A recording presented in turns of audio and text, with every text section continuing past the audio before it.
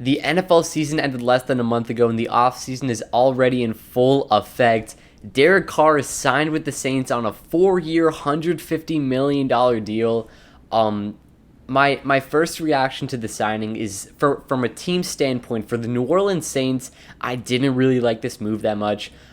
They haven't made the playoffs since 2020, and I feel like they've had these cap problems for years now. This has to be the most backloaded contract of all time. But I really thought that this would have been a good time for a rebuild, and that's where I thought that they were heading towards into this offseason. But clearly not if they're signing Derek Carr to a 4-year contract.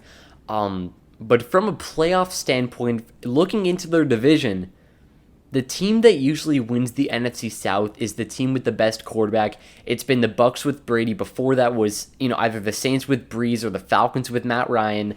And now that the Saints signed Derek Carr, they have the best quarterback in the division. The Saints are the front runners. They should be the front runners to win the NFC South right now. You take a look at these other teams. The Bucs have Kyle Trask as the only quarterback on the roster with Brady retiring. They could, an option could be to draft a quarterback. That's probably looking unlikely with aging receivers with Chris Godwin and Mike Evans. Even if you bring in a proven veteran like Jimmy Garoppolo, Derek Carr is still the best quarterback in that division. With the Panthers, it's looking like they're going to be drafting a quarterback with the 6th, 8th pick, whatever pick they have. And for the Falcons, it's looking like they're going with Desmond Ridder. We just got word a couple minutes ago that they're not going to be pursuing Lamar Jackson after he just signed the tag. That's for a whole nother video, though. But the Saints, it's looking like they should be the front runners at this very moment to win that division. Like I said, the Panthers and Falcons, they're going in with new quarterbacks, most likely. They're going to be a rebuilding team. And the Bucs, we really have no clue what's going to be going on with them. But if I had to guess, I'm going to assume that they're going to bring in a guy like Jimmy Garoppolo or Baker Mayfield. But they probably will not go into the season with Kyle Trask as their starting quarterback. And Chris Olave is a receiver that I really like going into this year, and he played really well last year. I think he was a candidate for Offensive Rookie of the Year. Alvin Kamara should be back and healthy.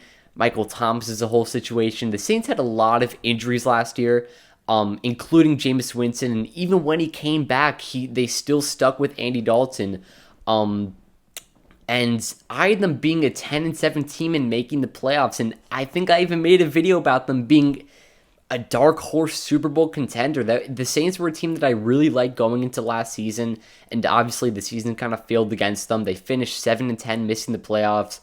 And like I said, I really expected them to kind of face towards a rebuild this offseason, but they're giving Derek Carr $150 million, and it's looking like it'll be around $38 million per year. But like I said before, I think it's going to be a majorly backloaded contract with their cap situation. But yeah, Dennis Allen is going to be reunited, or Derek Carr is going to be reuniting with Dennis Allen from their quarterback head coaching tandem in Oakland when he was first drafted there.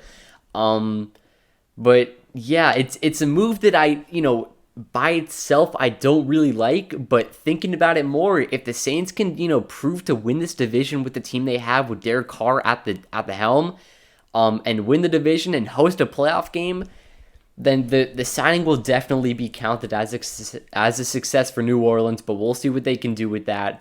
Moving on with some more quarterback news, except this guy's staying with this team. Geno Smith re-signing with the Seattle Seahawks on a 3-year deal worth $105 million. I think a lot of people are going to look at this contract, see $100 million, and quickly say it's an overpay. But realistically, he's making around $30 million per year. I think the base contract is only 3-year for $75 million. But it's 100% not an overpay. Now, if they're only going to be, if they draft a quarterback at the 5th overall pick, then I'm going to be a bit concerned about the signing.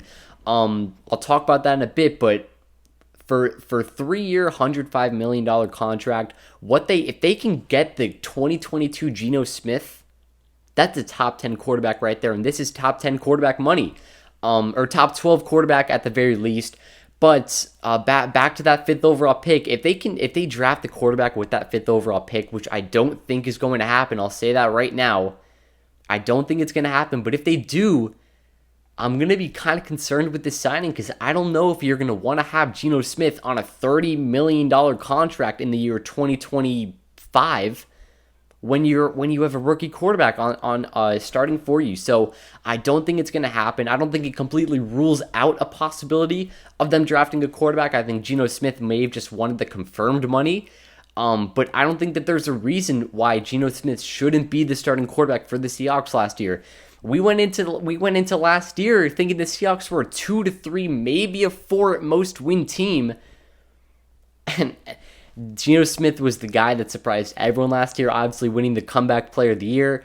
And they made the playoffs as the 7th seed or the 6th seed, whatever it was, and they competed with the 49ers in the playoffs for at least for the first half. I think it was a tie game at halftime. I like this deal a lot for Geno Smith, and like I said before, if Seattle can get the Geno Smith that they got last year, we're talking about a top 10 quarterback, and this $105 million over the next 3 years may end up being a discount for a top 10 quarterback. With the quarterback market still rising and everything, $30 million could easily be a steal for this guy.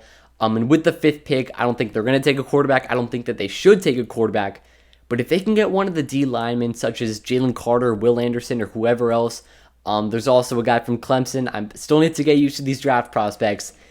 And then the Seahawks can also get the Geno Smith they had last year. The Seahawks could be right back where they were and potentially go even further than they were last year. The NFC West is going to be tough. The Cardinals, I think, are going to be a complete mess next season. But the Rams, I honestly don't know where I'm still settled in on them. We'll see what happens this offseason with them. The Niners are expected to be good. We don't know who their quarterback is going to be, but they still have one of the best rosters, and they probably have the best roster other than quarterback in the NFL, so they're probably going to be at the top. But the Seahawks could 100% be in that mix to win that division. But we'll see what happens. We got a lot of news in the NFL. The offseason just started. Saquon was tagged. Daniel Jones signed a 4-year contract while I was filming this video. Josh Jacobs was tagged a couple days ago. Evan Ingram was tagged. Lamar Jackson signed the non-exclusive franchise tag, so he could still end up on another team. We'll see what happens. We're kind of still worried about the Dolphins right now. Definitely we'll have a video about Tua coming soon. But that'll wrap up. Hope you guys enjoyed. Have a great day. Peace.